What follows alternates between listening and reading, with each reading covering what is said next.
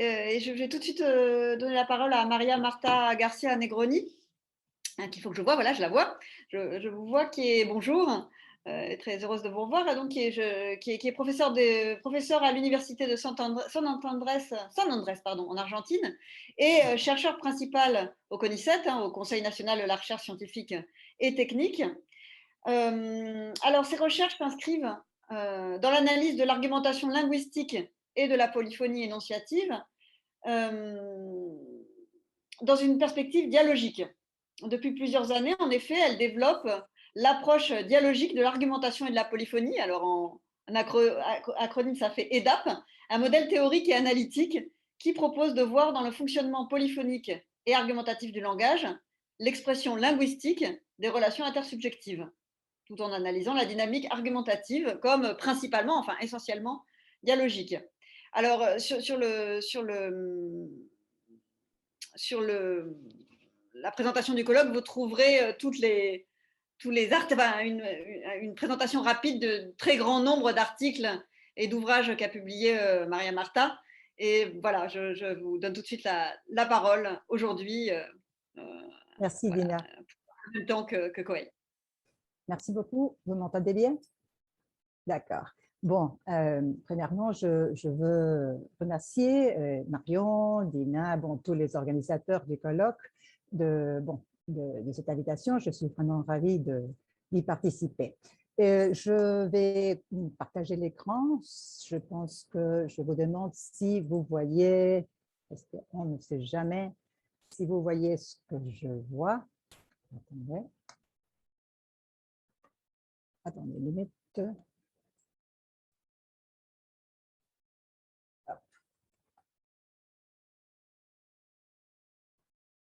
Ça va, vous voyez une diapo unique ou deux, parce que je ne sais jamais si c'est une ou deux On qu'on en voit voit de une, l'autre côté.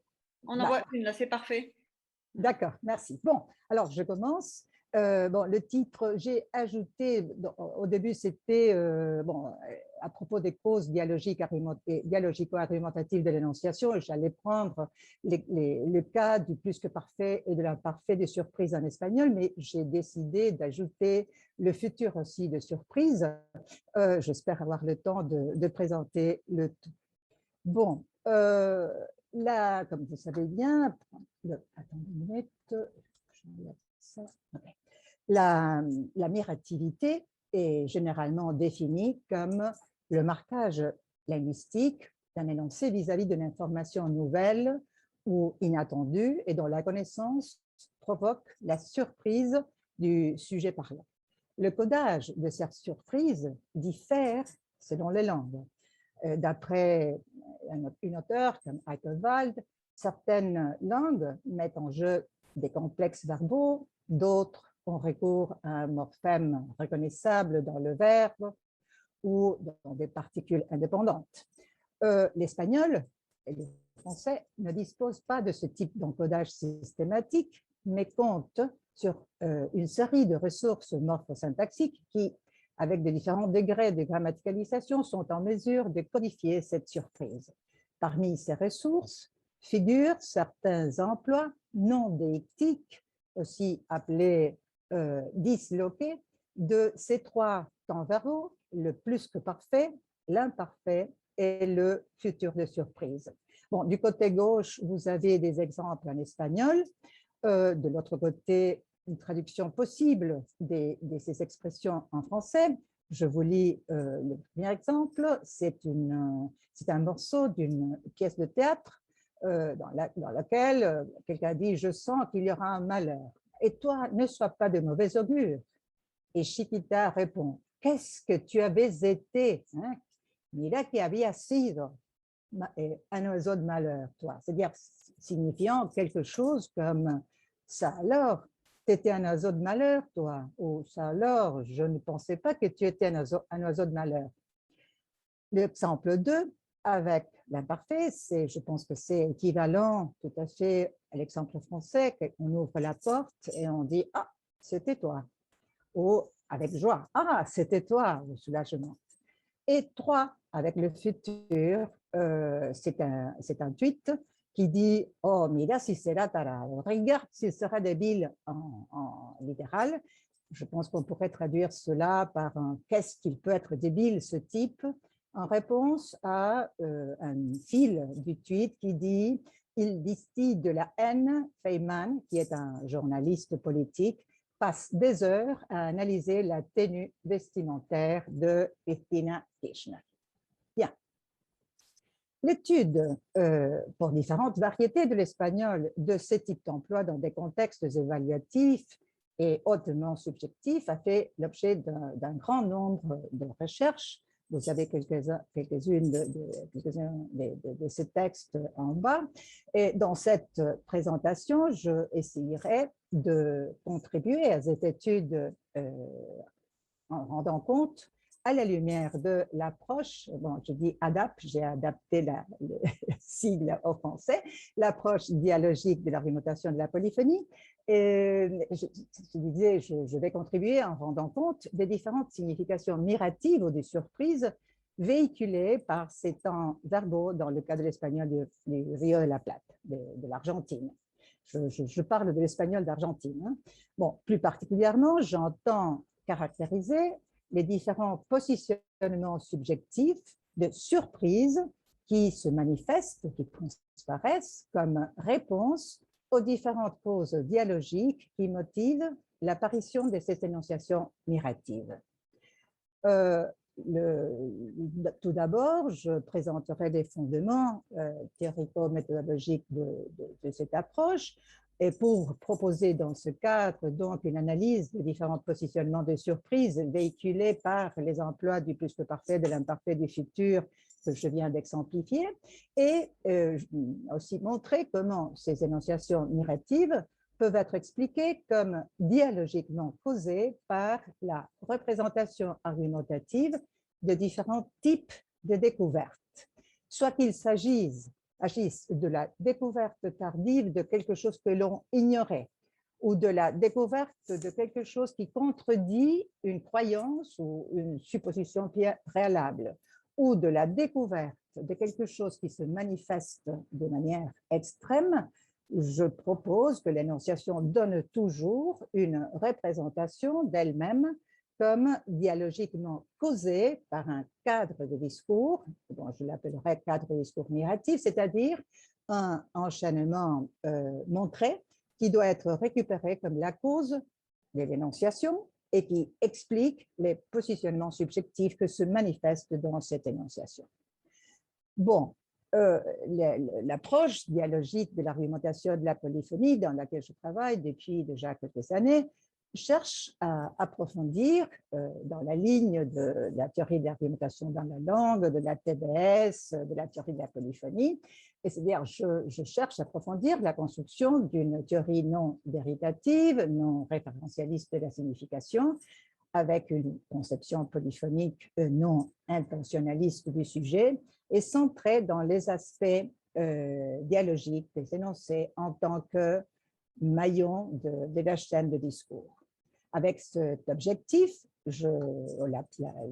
l'approche dialogique de l'argumentation et de la polyphonie propose donc une description renouvelée du sens qui articule plusieurs présupposés de la sémantique argumentative de Carrel et Ducrot avec la théorie du dialogisme bakhtinien. Ainsi, l'approche dialogique intègre dans la description polyphonico-argumentative les aspects dialogiques du sens, c'est-à-dire les aspects relatifs autant aux causes dialogico-argumentatives qui suscitent l'énonciation qu'au positionnement subjectif qui en découle et qui apparaît énonciativement configuré comme une réponse dialogique à la cause argumentative qui la provoque. Cette conception des causes de l'énonciation n'est pas nouvelle, elle reprend en la réélaborant la notion d'instruction causale de Ducrot 84. Ces instructions relatives à la qualification de la parole par sa cause, c'est la définition proposée par Ducrot, et permet d'établir ou de voir la différence qu'on peut montrer, la différence de sens entre comme on le sait, entre une déclarative du type A, Pierre est très intelligent, et une exclamative du type B, ce que Pierre est intelligent. Dans le premier cas, l'énonciation, je cite Ducrot, se présente comme résultant totalement d'un choix, c'est-à-dire de la décision prise d'apporter une certaine information à propos d'un certain objet. Tandis que dans le cas de l'exclamative, l'énonciation est présentée, je cite Ducrot, comme déclenchée par la représentation de cet objet. C'est l'intelligence même de Pierre qui semble forcer à dire ce que Pierre est intelligent.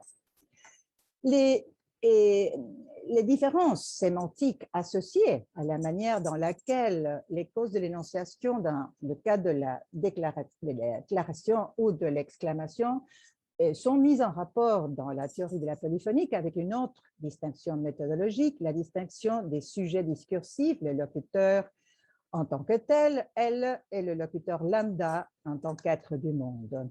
Dans une exclamation ou dans une interjection du type « quelle joie »,« chic alors », etc., l'énonciation, dit Ducrot, se présente comme déclenchée par le sentiment qu'elle exprime comme échappé à son auteur, et en ce sens, elle est attribuée à elle, c'est-à-dire le locuteur vu dans son engagement énonciatif.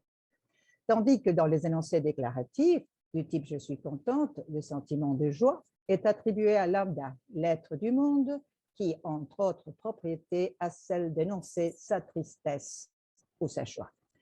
En ligne donc avec cette vision des causes, l'approche dialogique propose de faire un pas de plus et caractériser les instructions causales en termes dialogiques.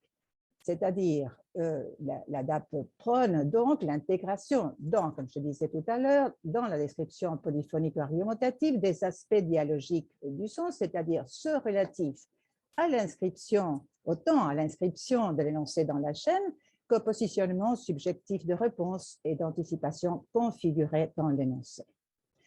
Dans la mesure où, en concevant l'énoncé en tant que maillon de la chaîne de discours, l'approche dialogique d'analyse des différents positionnements subjectifs qui se manifestent argumentativement dans le discours, comme autant de réponses toujours dialogiques au cadre des discours qui apparaissent comme étant la cause de l'énonciation.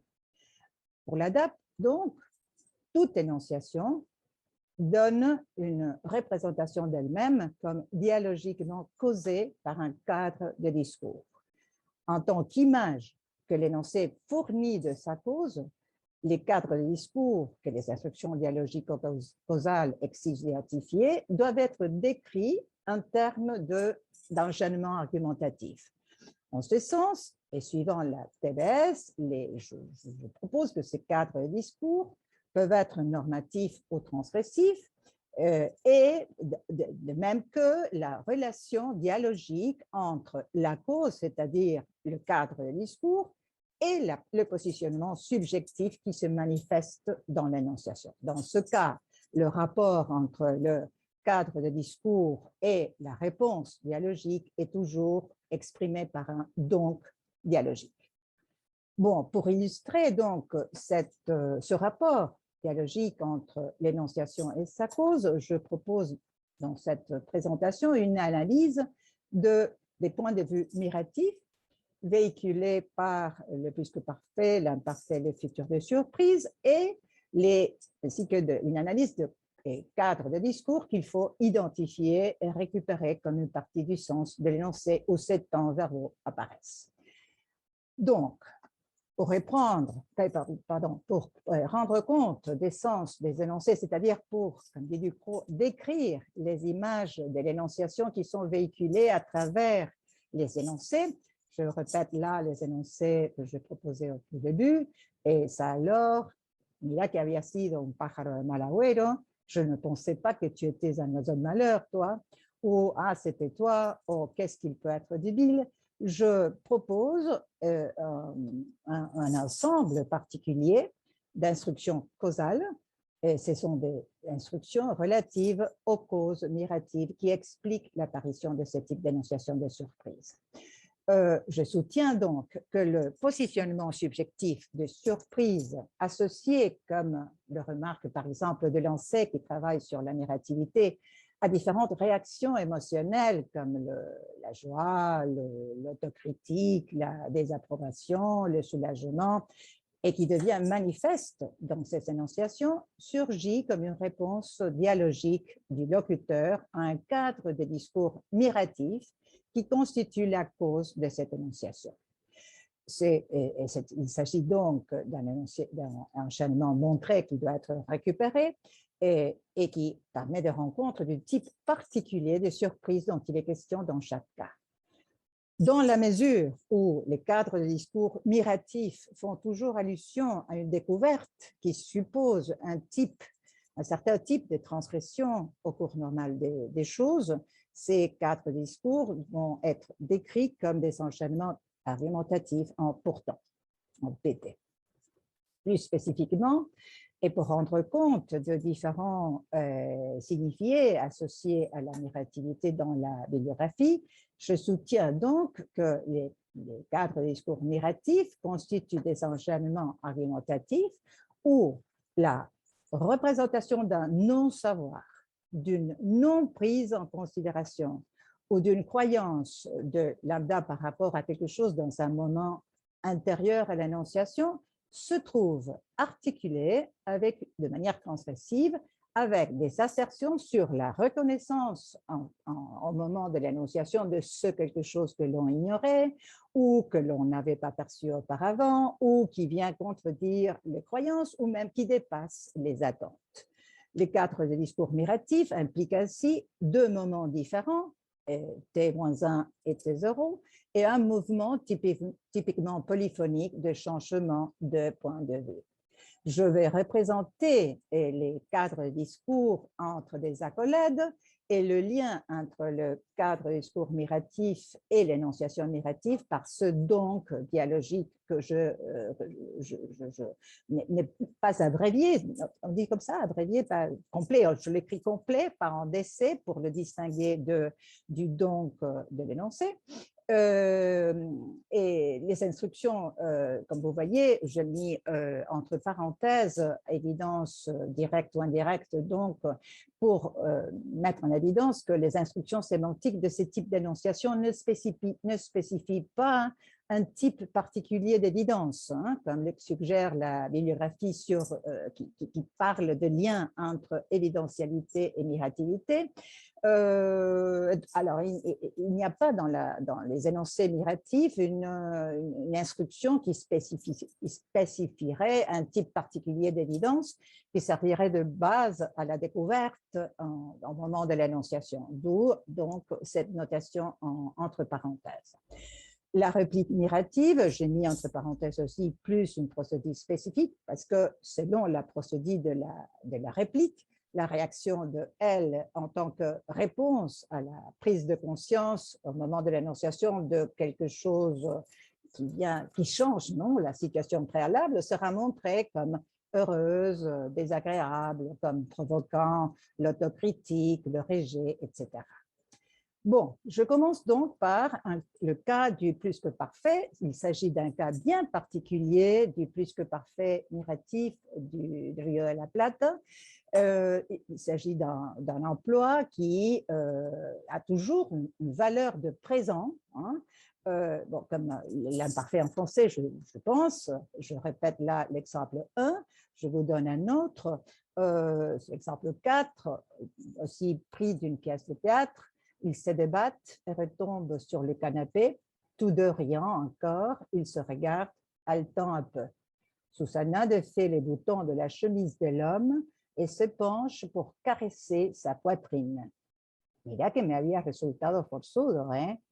Ben, dis donc, t'étais bien costaud, hein? Et qu'est-ce que tu fais de tous ces muscles dans la vie? Et dernier exemple, quelqu'un qui voit à quelques mètres de là jouer très habilement avec un ballon une autre personne, lui dit bah, dis donc, je ne pensais pas que tu étais bon pour le foot. Ah, había sido bueno para el fútbol. Bon, qu'est-ce que la bibliographie dit sur cet emploi particulier du plus que parfait. Bon, tout d'abord, il y a Kenny pour qui cet emploi est propre au discours de Gauchos de la Pampa, ce qui est vrai. Mais ce n'est pas exclusif, bien que dans l'actualité, cet emploi du plus que parfait tend à disparaître, mais il est toujours vivant et dans les secteurs plus âgés, si vous voulez, ou plus oui, au littéraire. L'Estelle, pour elle, il s'agit d'une construction avec des verbes d'état dans lesquels ce plus que parfait ne désigne aucune situation précédente à une autre situation dans le passé et l'attribution demeure d'actualité au moment de l'énonciation. Et en tant que verbe principal de la phrase, le plus que parfait dans ces exemples renvoie toujours à un sujet référentiel qui peut être explicite ou implicite, de sorte que la construction se distingue d'une autre qui est un variable impersonnel et avec mobilité positionnelle. Había sido que, une traduction littérale serait « ça avait été que », qui est propre à l'espagnol en contact avec les guaranis. On dit par exemple « il était costaud, había sido », avec à la fin de la phrase « ou había sido que il était costaud ». Toujours impersonnel et invariable.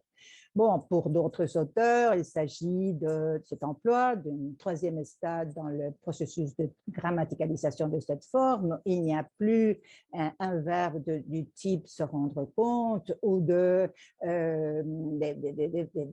marques de polarité négative ou même des ressources exclamatives. C'est déjà une forme très grammaticalisée pour exprimer l'admirativité.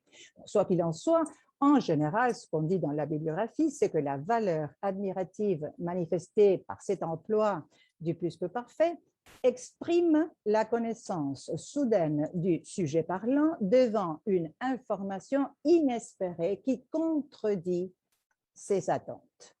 Bon, je crois que la réaction de surprise dans les énonciations que je vous ai montrées tout à l'heure peut être paraphrasée par des expressions du type « Tiens, qui l'aurait cru, je ne pensais pas, je n'aurais jamais pensé que tu étais un mec costaud ou que tu étais un gars doué pour le foot, etc. » qui montrent ou qui mettent en lumière l'étonnement du locuteur devant la découverte de quelque chose dont il n'avait pas conscience et que probablement il aurait dû savoir. Plutôt que des expressions du type oh, tu es un oiseau de malheur, je ne m'attendais vraiment pas à ce que tu le sois, ou tu étais doué pour le foot, je ne m'attendais pas à ce que tu le sois, qui signalerait une contradiction avec les attentes préalables. Donc, pour moi, autrement dit, les énonciations avec ce plus que parfait contiennent l'instruction de récupérer comme leur cause un cadre de discours qui articule en pourtant, donc une non-connaissance dans un temps antérieur à l'annonciation de X avec la représentation de la reconnaissance ou conscience soudaine et tardive, pas contraire, c'est simplement la reconnaissance tardive de ce X au moment de l'énonciation. Et c'est à ce cadre de discours miratif que l'énonciation répond avec le positionnement subjectif d'étonnement face à cette révélation ou perception tardive de X. Bien, considérons le cas de 1. Je dois m'empresser un peu. Et par la présence du point de vue introduit par le plus que parfait, le positionnement qui se manifeste dans cet exemple est celui d'une surprise bouleversée face à la découverte de quelque chose qui n'avait pas été perçu préalablement. Il me semble que cette représentation argumentative de la relation dialogique entre l'énonciation et sa cause permet d'expliquer certains effets de sens qui émergent de ce type d'énonciation avec le plus que parfait. D'abord, une image de la découverte au moment de l'énonciation comme une trouvaille qui met en lumière ce qui n'avait pas été perçu, c'est-à-dire une sorte d'histoire on peut exprimer en termes argumentatifs par l'évocation des discours qui, relative à la non-connaissance de X à un moment intérieur, rend compte d'une situation argumentative différente de la situation en question. C'est-à-dire, le plus que parfait fait allusion à une histoire différente à travers l'évocation des argumentations externes à gauche et à droite du premier segment du cadre de discours miratif, ce que je signale en violet. Alors, on pourrait penser B est très, très agréable dans le moment de l'énonciation intérieure, donc on n'était pas conscient de X, c'est-à-dire que B est un oiseau de malheur, et avant et à droite, ne pas être conscient de X, c'est-à-dire oiseau de malheur, donc apprécier la compagnie de B intérieurement. Mais aussi, il y a une représentation argumentative de la X, de cet X qui n'était pas perçu, qui n'était pas connu en T-1, comme possiblement à la portée des autres, ce qui signale par exemple Bermudez dans son travail, et qui, disons, on peut récupérer cette idée à partir de l'évocation des arguments externes à gauche et à droite du deuxième segment du cadre des discours miratifs. Et encore une fois, le deuxième segment est signalé en violet, c'est-à-dire je peux imaginer B dans le cas d'un, B annonce de malheur au moment de l'annonciation, donc prise de conscience subite et tardive de ce fait que B est un oiseau de malheur. Cette prise de conscience subite et tardive permet de faire une abduction de X, c'est-à-dire de ce X en T-1, c'est-à-dire que B était un oiseau de malheur avant. Bien, et finalement, on peut, avec cette représentation de la relation entre énonciation et sa cause, voir qu'il y a aussi une représentation argumentative de la non-conscience de ce X en T-1 comme une non-conscience ou un non-savoir dont il aurait fallu être au courant. C'est-à-dire, elle, le locuteur, apparaît avec un positionnement d'étonnement motivé, si vous voulez, par le dévoilement soudain de quelque chose qu'il n'avait pas perçu préalablement, et comme un sujet qui, quelque part, se remet lui-même en question, c'est-à-dire s'adresse de reproches ou des critiques au sujet de ce manque de conscience préalable. Donc, à la différence de s'énoncer avec un présent, par exemple, oh, qu'est-ce que tu es, un oiseau de malheur, ces énoncés montrent un locuteur qui, avec une paraphrase qu'on pourrait exprimer à l'aide de tu étais un oiseau de malheur et moi, quel imbécile, je n'avais pas réalisé jusque-là, ou tu étais un oiseau de malheur et moi, comment se fait-il que je ne m'en sois pas aperçu avant? Donc, et même si dans cette construction avec des verbes d'état, l'attribution indiquée par le plus que parfait est certes, comme dit Blestel, est toujours d'actualité au moment de l'énonciation, je pense que cette occurrence du plus que parfait permet, contrairement à ce qu'elle a dit, de récupérer des états ou des situations, la non-prise de conscience, précédant à d'autres situations situées, elles aussi, dans le passé, la prise de conscience immédiatement antérieure à l'énonciation. C'est-à-dire, il y a dans cet emploi miratif du plus que parfait toujours l'aspect déictique du temps, c'est-à-dire qu'on a cette histoire qui remonte deux fois dans le passé. Bon, analoguement, dans le cas de 4, l'histoire de ces deux sortes d'amants futurs, mira que me había resultado forzudo.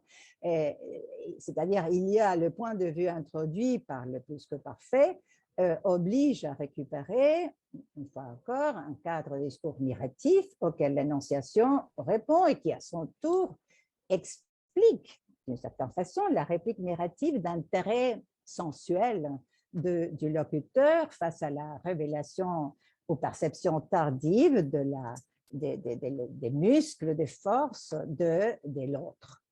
Cette représentation, encore une fois, permet donc une image de rendre compte de la découverte de cette force de B de cette costosité de B comme une trouvaille qui met en lumière quelque chose qui n'avait pas été perçu à travers cette évocation des argumentations à gauche et à droite du premier segment. Quelque chose comme je n'avais pas remarqué B, B n'était pas quelqu'un de mon intérêt, donc je n'étais pas conscient qu'il était costaud. Ne pas être conscient du fait que B est costaud, donc ne pas prendre en considération B comme un amant possible. Si, mais en plus, à partir des argumentations à gauche et à droite du deuxième segment, on voit que l'idée, une représentation argumentative de la X non connue comme possiblement à portée des autres, c'est-à-dire comme non seulement d'actualité maintenant, mais aussi au moment antérieur.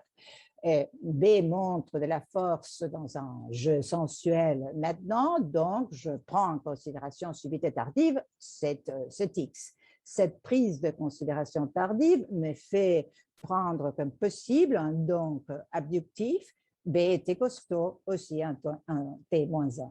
Et finalement, une représentation de ce sujet comme, comme un sujet qui aurait dû, d'une certaine façon, savoir ou connaître avec anticipation ce qui se passe. C'est-à-dire, tu étais costaud et moi, je suis un imbécile, je ne m'en aperçois que maintenant. Bon, comme le temps presse, je passe à l'imparfait. Et dans ce cas-là, la surprise est liée à la reconnaissance de quelque chose qui contredit une croyance ou une assumption préalable. C'était toi, ou par exemple, c'era bueno cocinando. Je traduis cela par un. Et dis donc, tu étais bon en cuisine. Bon, normalement, on dit que cet emploi de l'imparfait évoque un passé non seulement par le fait de rapporter quelque chose, mais parce qu'il souhaite mettre en contraste ce passé avec le présent de son expérience. Ça se fait chez 1994. Qui en plus qualifie cet emploi de l'imparfait comme le temps du réveil ou le temps du désenchantement, puisqu'il y a la marque d'un contraste entre une attente préalable et une expérience actuelle qui se trouve ainsi mise en relief. Considérons donc les exemples que je viens de vous proposer, à la différence des énonciations miratives avec le plus que parfait, qui renvoient à la surprise face à la découverte ou prise de conscience subite et tardive de quelque chose qui se révèle ou se perçoit tardivement. Dans le cas de l'imparfait, la surprise, la réponse mirative, apparaît comme étant motivée par un cadre de discours miratif ou toujours transgressif, où il y a la représentation d'une croyance préalable en le temps intérieur à l'énonciation, avec la représentation d'une découverte en T0 qui vient contredire cette assumption préalable. OK. Cette représentation permet de la relation entre énonciation et cause, permet de spécifier une fois encore des effets d'essence qui émergent de ce type d'énonciation avec l'imparfait. D'une part, une image de la découverte comme une trouvaille qui contredit ce qu'on avait pensé ou imaginé avant, ce qui à son tour, selon les tons de la réplique, produit de la joie, du soulagement, de la déception. C'est-à-dire le cadre des discours miratifs qui déclenche l'énonciation met en évidence une sorte d'histoire qui peut être traduite à travers l'évocation au moment de l'énonciation des discours qui, relatifs cette fois-ci à la croyance contraire en T-1, évoquent les positionnements subjectifs contraires.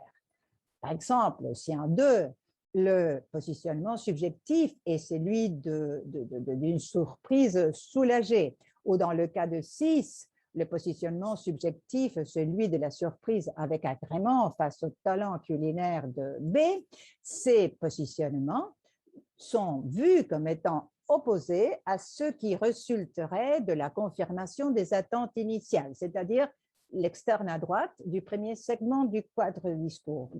hein, c'est-à-dire croire ou assumer ne pas être toi en T-1, donc avoir peur en T-1, ou croire ou assumer que B n'était pas un bon cuisinier, donc ne pas compter sur B pour la cuisine en T-1. Par ailleurs, cette représentation du lien entre l'énonciation et la cause permet une représentation argumentative de la croyance dans un moment intérieur comme étant erronée à partir de l'évocation de l'argumentation externe normative abductive du deuxième segment. C'est-à-dire prendre conscience en T0, c'était toi, donc par abduction, était toi un T-1. De même pour l'exemple du cuisinier. Et finalement, une représentation de elle qui non seulement apparaît comme assumant un positionnement d'étonnement motivé par la découverte de quelque chose qui contredit une croyance ou assumption préalable, mais aussi comme un sujet qui reconnaît son erreur. D'où les paraphrases que je propose pour ce type d'emploi avec l'imparfait. Ouf, tais-toi, je pensais que c'était quelqu'un d'autre. Ou tiens, tu es un bon cuisinier, je pensais que tu ne l'étais pas, ou vraiment, je n'y m'attendais pas, qui signale, contrairement au cas du plus que parfait, la contradiction avec une attente préalable, c'est-à-dire le contraire d'une attente préalable. Bon, passons pour finir au futur, et dans ce cas, la surprise liée à la découverte de quelque chose qui se manifeste au plus haut degré. Ces énonciations miratives de haut degré, dans ces énonciations miratives de haut degré, le futur de surprise en espagnol peut apparaître tout seul, comme dans le cas de 3, qu'est-ce qu'il peut être débile, mira si será tarado, peut être aussi précédé, et ça c'est assez fréquent, de l'adverbe exclamatif non tonique si, mira si será tarado, si será tonto, qu'est-ce qu'il peut être idiot, il n'en savait rien. Au 8, mira si tendrá suerto Alberto, hein? Dis donc ce qu'il peut avoir de la chance, cet Alberto. C'est-à-dire précédé de mira, et fréquemment suivi, comme dans le cas de 7 et 8, par une structure consécutive. Hein? Il n'en savait rien dans le cas de 7, ou dans le cas de 8, s'il devient président, il aura encore une fois le vent en poupe. Hein? Alberto, c'est notre petit Alberto Fernandez, notre président en Argentine actuel. Bon, les énonciations miratives de haut degré, donc, selon l'hypothèse que je défends, le cadre des discours que ce type d'énonciation oblige à identifier et qui explique le positionnement subjectif de réponse, articule en pourtant, cette fois, l'assomption d'un degré ordinaire dans le cours normal des choses de X avec la reconnaissance, par une certaine évidence, parce qu'on le voit, parce qu'on entend, parce qu'on différentes choses, une évidence, une prise de conscience de l'extraordinaire en T0. Mais ces énonciations miratives avec le futur de surprise ont une autre instruction causale supplémentaire qui oblige à identifier dans le contexte ou dans le contexte un point de vue, un contenu sémantique, bon, j'appelle Y, qui justifie la valeur de ce point de vue Y, c'est qu'il justifie le positionnement de surprise qui se manifeste dans ces énonciations et qui cherche la complicité de l'interlocuteur dans la mesure où Y, sur ce point de vue, évoque une argumentation normative qui est présentée comme étant partagée entre le point de vue Y et le haut degré de X au moment de l'énonciation. Prenons le cas du tweet de bon, qu'est-ce qu'il peut être débile? En réponse, je répète, à un fil qui disait « Il distille de la haine ». Feynman, le journaliste politique, passe des heures à analyser la tenue vestimentaire de Christina Kirchner. Le point de vue Y, ici, Feynman passe des heures à analyser les vêtements de Cristina Kirchner, présente dans le fil du discours, évoque l'argumentation externe, analyser pendant des heures les vêtements d'une présidente, donc au degré de bêtise. De même, si dans le cas de 7, qu'est-ce qu'il peut être idiot, il n'en savait rien, le point de vue Y, il n'en savait rien, évoque n'en savoir rien, donc au degré de bêtise. Oh, mira si tendrá suerte Alberto, dis donc, ce qu'il peut avoir de la chance, Alberto, s'il devient président, le péronisme aura encore une fois le vent en poupe, et le point de vue, s'il devient président, etc., c'est évoque et avoir le vent en poupe, donc avoir un haut degré de chance. Ainsi que le montrent les paraphrases que je vais montrer tout à l'heure, le positionnement de surprise devant le haut degré de X est présenté par ce contenu, par ce point de vue Y, non seulement comme non exagéré et justifié, mais aussi comme devant être partagé par l'interlocuteur. Alors, on peut imaginer dans le cas de 3, ce qu'il peut être débile, ce type. Je n'exagère pas quand je dis qu'il est débile à ces points. La preuve en est qu'il passe des heures à analyser le vêtement de Cristina Kirchner. Ou dans le cas de la chance d'Alberto. Dis donc ce qu'il peut avoir de la chance, Alberto. Je n'exagère pas quand je dis qu'il a tellement de chance. La preuve en est qu'il, s'il devient président, ils auront encore le vent en poupe. Bien. Ainsi donc, les énonciations avec le futur des surprises, ce type d'énonciation surgit comme une réponse dialogique, un cadre de discours qui articule transgressivement l'assomption d'un degré ordinaire de X dans un moment intérieur à l'énonciation avec la prise de conscience de l'extraordinaire au moment de l'énonciation en temps zéro.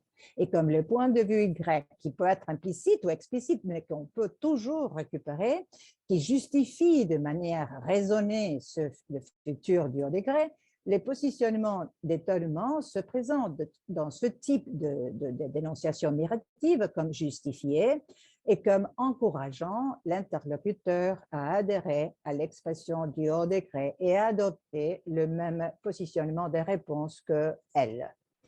Bien, pour finir, donc, c'est juste l'heure, à la lumière de l'approche dialogique de l'argumentation et de la polyphonie, j'ai cherché à contribuer aux études sur la mirativité en rendant compte des différentes significations de surprise véhiculées par trois temps, par l'emploi de trois temps verbaux spécifiques, le plus que parfait, l'imparfait et le futur de surprise en espagnol d'Argentine. Pour cela, j'ai présenté une analyse de relations dialogico-argumentatives entre ces énonciations et la représentation montrée des causes, c'est-à-dire les cadres de discours miratifs, qui motivent l'apparition de ces énonciations et qui expliquent le positionnement subjectif qui s'y manifeste. Les différents positionnements de surprise que se manifestent doivent donc être expliqués en tant que réponse dialogique à des cadres de discours miratifs différents. Dans le cas du plus que parfait, l'énonciation l'énonciation de surprise, pardon, les positionnements de surprise répond à un cadre de discours qui rend compte de la découverte subite et tardive de quelque chose. Et c'est cette réponse à ce cadre de discours qui explique les positionnements de joie, de désapprobation, d'intérêt sensuel de elle, qui accompagnaient en plus d'un certain questionnement, auto-reproche à cause de cette perception tardive. Dans le cas de l'imparfait, l'énonciation de surprise qui se présente avec soulagement, joie, perplexité, s'explique comme réponse à un cadre de discours miratif qui rend compte des attentes frustrées. Et finalement, dans le cas du futur, la réplique mirative de haut degré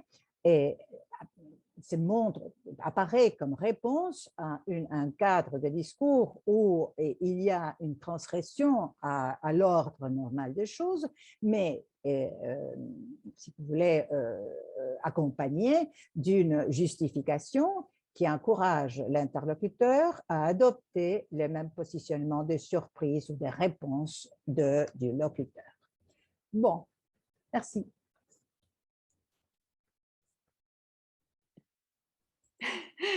Merci beaucoup de cet exposé. Ben, on va tout de suite passer à la discussion, si vous le voulez bien, selon la même procédure que tout à l'heure, à la fois écrite et orale, comme vous le souhaitez.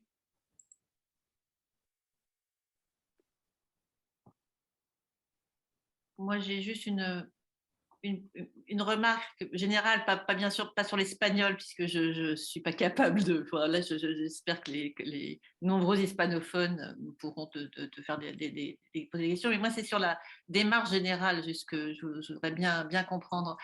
Bon, Ducrot, comme tu le sais, dit que le sens d'un énoncé contient une description de son énonciation. Une description de son énonciation. Est-ce que toi, ton idée, c'est de changer ça ou de préciser ça en disant que le sens d'un énoncé contient la description, enfin, contient décrit non pas l'énonciation, mais seulement la cause de l'énonciation. Est-ce que tu limites, ton idée, c'est de limiter l'hypothèse de Ducrot à décrire la cause, ou est-ce que c'est seulement celle-là qui décrivent la cause, mais ça pourrait être aussi les obstacles à l'énonciation ou le but de l'énonciation? Ouais, c'est ça ma question. Non, c'est un ajout. Je cherche, c'est-à-dire le sens de l'énoncé est une description de l'énonciation. Mais dans cette description de l'énonciation, il me semble qu'il faut ajouter pourquoi cette énonciation apparaît. Quelles sont les causes qui motivent l'apparition de cette énonciation? C'est-à-dire, et ça, c'est pour tout énoncé. C'est-à-dire, ça fait partie du sens quand, même face à une question directe, quel âge as-tu? Tu peux répondre 25.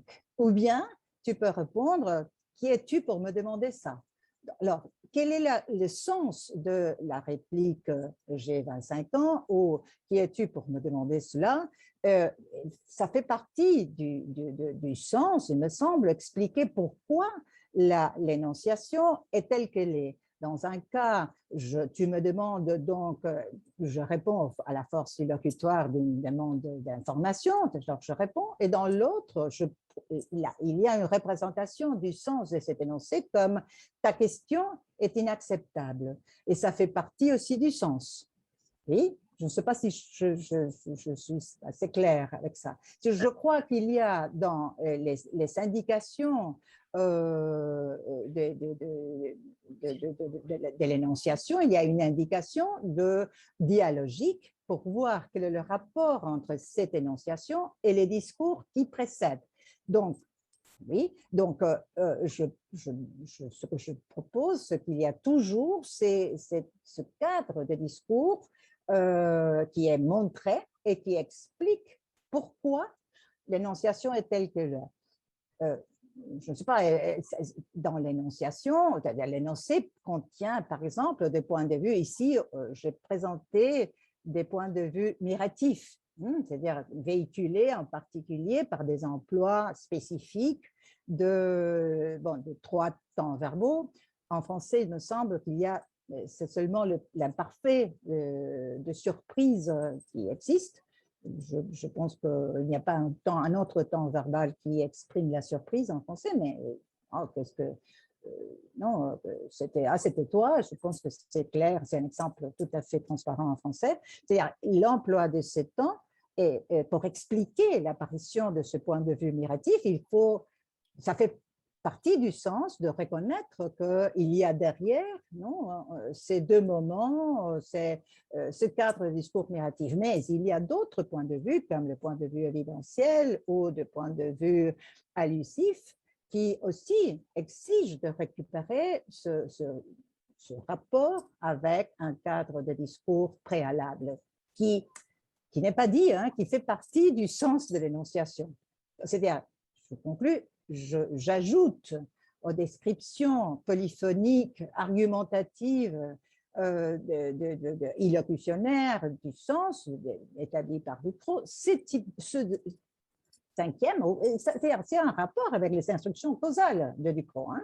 C'est-à-dire, ça fait partie du sens de reconnaître quelle est la cause de l'énonciation. Et tu penses aussi mettre, prendre des obstacles à l'énonciation? Quand on dit je prétends que, par exemple, on reconnaît qu'il y a un obstacle à son énonciation. Enfin. Par exemple, quand? Ça, je ne comprends pas ce que tu veux dire par obstacle. Ben, c'est-à-dire, tu penses s'il y a toujours, parce que moi, je crois qu'il y a toujours un donc, jamais important. Répète, pardon. Le rapport entre le cadre de discours et l'énonciation est toujours un donc, c'est la cause. Oui, c'est ça ma question, d'accord. Ok, c'est ça, c'est toujours la cause. Il n'y a jamais un pourtant là. Au moins, je n'ai jamais. Pourquoi tu penses à quoi? Dis-moi, peut-être qu'il y a un pourtant. Hein. Si on dit je prétends ceci, enfin, je prétends que. Moi, je prétends que.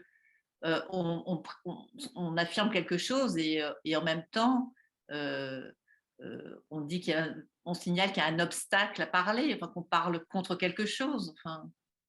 Oui, mais on le signale dans l'énoncé, mais l'énonciation montre, hein, bon, il faudrait penser à cet exemple, mais il y a dans ce « je prétends que telle et telle chose », il y a toujours, face à cette situation, quelque chose qui peut être un problème. Donc, mon énonciation montre ces problèmes.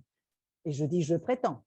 Il faudrait que je pense, hein, mais il me semble que c'est la cause, parce que, c'est-à-dire, si je dois paraphraser le rapport entre le cadre de discours qui suscite l'énonciation et justifie le positionnement subjectif qui apparaît dans l'énonciation, je dis comme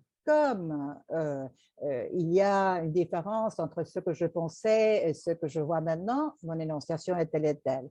Comme ce que les autres disent, je suis d'accord avec ce que les autres disent, mon énonciation est telle et telle.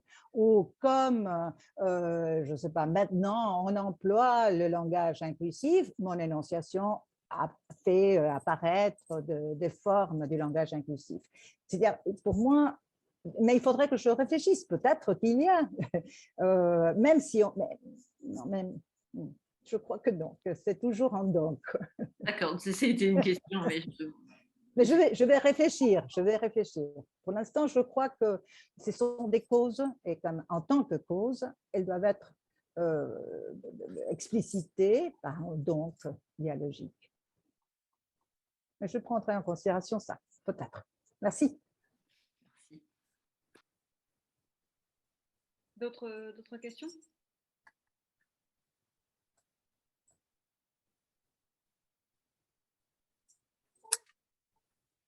J'avais une question, Maya Martha. Salut. Salut, Alfredo. Salut, rebonjour tout le monde. Salut, Maya Martha. Ça fait très plaisir. T'as vu? Ben oui, c'est pas juste. Bureau, elle est sur Zoom. C'est pas juste. J'avais une question parce qu'en fait, voilà, l'exercice, je cherche des contre-exemples. Je ne sais pas si c'est un vrai contre-exemple, mais pour l'exemple, pour le cas de Mira si sera tarado, tu vois. Il me semble qu'il y a un emploi, je ne sais pas si c'est exactement la même chose, si tu le dis à la personne, donc en français ça fait si tu serais bête, c'est ça. Hein? Je ne sais pas si on peut dire ça. Non, alors, la question c'est si sera bête, on dit ça. Qu'est-ce qu'il peut être, non? Il me semble voilà, c'est ça. Qu'est-ce qu'il peut être bête? Voilà. Alors, la question que je vais me poser, c'est comment ça marche si ta description serait équivalente si tu l'adresses à la personne avec laquelle tu parles. Tu vois, en espagnol, ça ferait. Tu me racontes quelque chose, je te dis, mira si serás ingenuo. Hein? Quelque chose comme ça. Donc, en français, qu'est-ce que tu peux être ingénu? Hein. Oui, tout à fait. Et donc, dans ce cas-là, je me Oui. demandais si, en fait, je pense que dans ta description, tu dis que le cadre est présenté comme partagé, alors que là, il me semble que… Non, je me trompe. Non, non, non, c'est pas le cadre qui est partagé. Ce qui veut être partagé, c'est le rapport, c'est-à-dire quelqu'un, c'est-à-dire l'argumentation sur la bêtise de quelqu'un. Tu as dit que c'est quelqu'un qui a fait une bêtise. C'est quelqu'un, tu peux me raconter quelque chose comme un exploit, ouais, et je dis, Est-ce que tu peux être idiot? c'est là, c'est ingenuo. Tu Voilà. n'as pas compris. Hein? Oui, oui, oui, oui. Tu me Donc, racontes les quand tu as gens, formule dans ton travail et je te dis, bah, qu'est-ce que tu veux être génie? En fait, tu veux te faire bosser plus qu'avant. ouais. Tu vois, Oui, oui, euh, oui. Oui, ce qui est partagé, c'est, disons, c'est les contenus Y, c'est-à-dire le point de vue normatif, présupposé, si tu veux, les ouais, gens qui se fassent rouler, on dit en français, bon, ouais, hein, sont bêtes. Et donc, ouais. tu es un de ces cas. Donc, je D'accord. justifie avec ce contenu X le haut degré. Et je te Oui, demande, ce que je ouais. fais toujours, c'est de Ah, demander l'adhésion. Je te présente, je te oui, oui, mets dans l'obligation oui, c'est ça. d'accepter que tu es un véritable imbécile Je ou te somme, oui, oui, oui, oui. quelque chose Je me comme demandais si ça. c'était la même, il me semblait que c'était une manière d'apprendre à l'autre. Là, dans cet exemple en particulier, c'est un peu tordu, mais dans cet exemple particulier, il me semblait que c'était une manière d'apprendre à l'autre quelque chose. Mais non, l'autre, c'est-à-dire, tu es il me semble, hein, que quand tu Ouais, dis, ouais, ouais. que c'est la tonton, hein, c'est-à-dire, Ouais, tu es en train d'insulter l'autre, ouais, bon, avec un haut degré de bêtise, qui est oui, oui, justifié par une situation générale. Donc ça, les gens qui font de ce genre de choses sont des bêtes, des gens qui manifestent un haut degré de bêtise. Et toi, tu es un cas.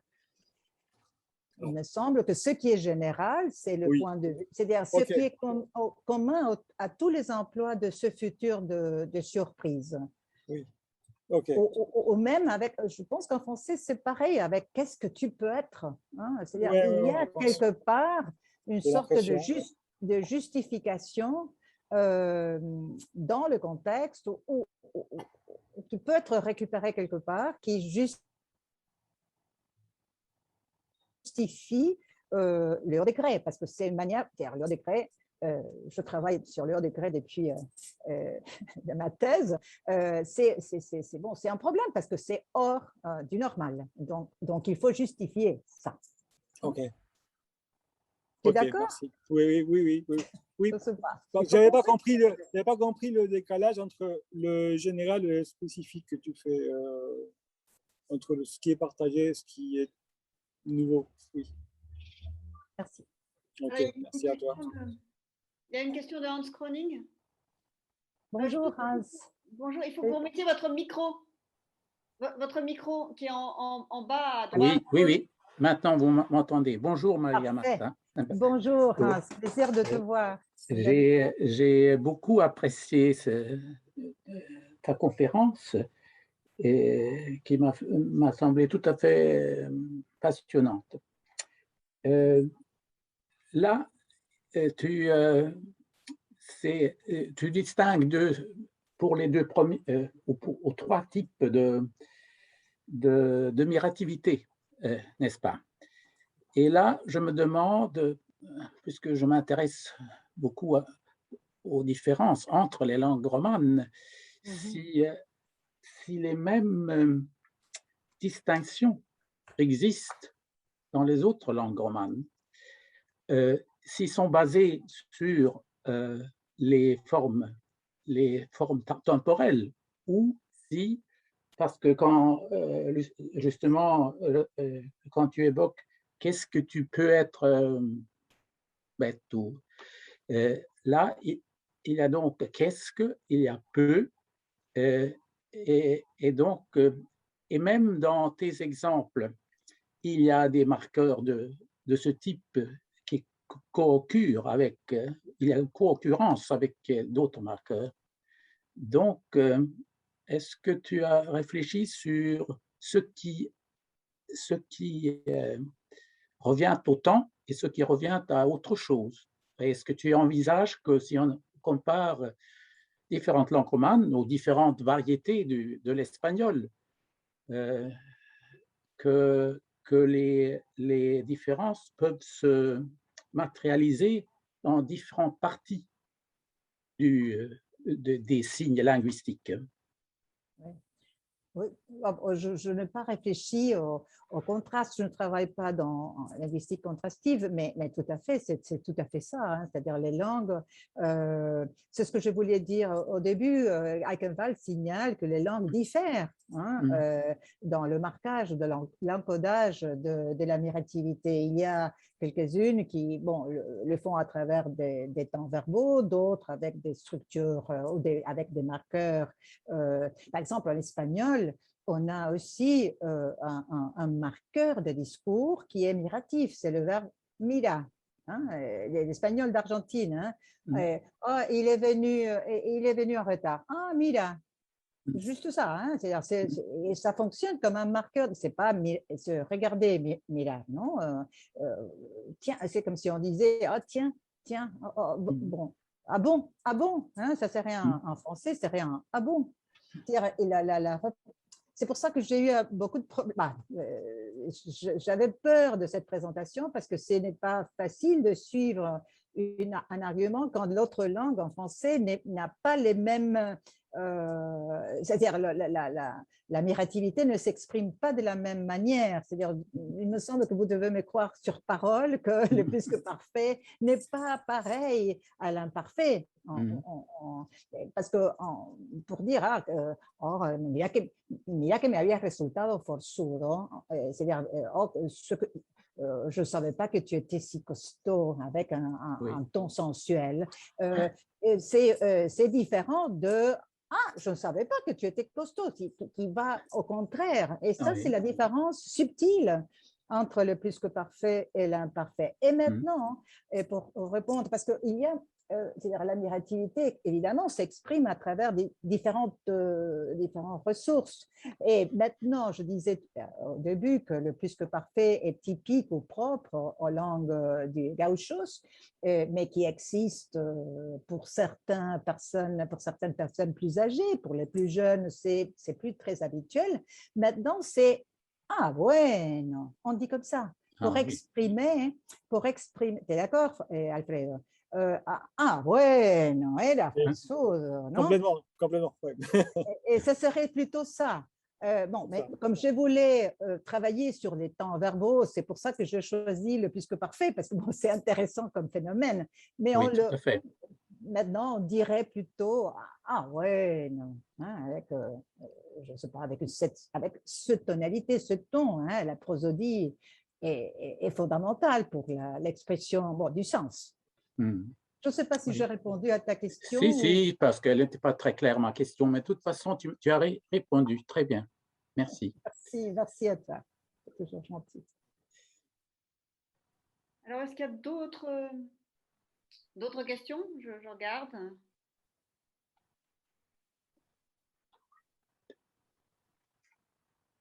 Alors, pas de questions écrites en tout cas. Est-ce qu'il y a quelqu'un qui souhaiterait reprendre la parole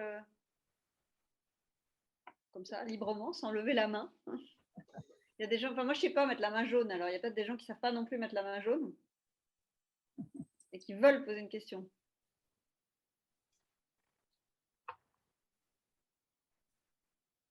Non? Bon, je vous remercie tous. Et encore une fois, de cette invitation, ça a été vraiment un plaisir de pouvoir participer dans ce colloque. Merci. Merci d'être venue, Maria-Martha. C'était très, très intéressant. Ce que je regrette, c'est de ne pas être venue. Mais bon, on le fait à la distance. J'aimerais bien être là-bas. Mais en plus, j'ai un vaccin qui n'est pas accepté en France, le Sputnik, la russe. Donc, il faut que comment ça s'appelle, l'organisation de la santé française accepte. je meurs si je ne peux pas revenir en France. Ça va se faire.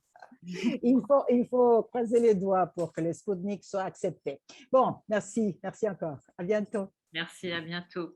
Et donc, on va achever donc maintenant cette période de conférence et on se retrouve. Je suis un peu fatiguée. On se retrouvera pour les groupes de travail à 17h30. Je regarde Louise comme ma Bible. Donc, à tout à l'heure. À tout à l'heure. Alors, Tout à l'heure, merci. Merci. Au revoir.